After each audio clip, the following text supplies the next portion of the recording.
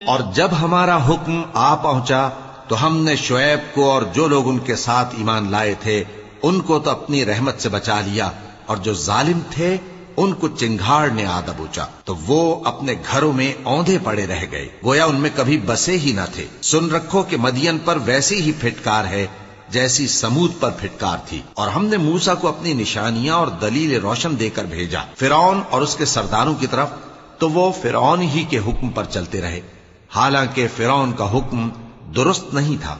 وہ قیامت کے دن اپنی قوم کے آگے آگے چلے گا، پھر ان کو دوزخ میں جا اتارے گا، اور جس مقام پر وہ اتارے جائیں گے وہ برا ہے۔ اور اس جہان میں بھی لعنت ان کے پیچھے لگا دی گئی، اور قیامت کے دن بھی پیچھے لگی رہے گی۔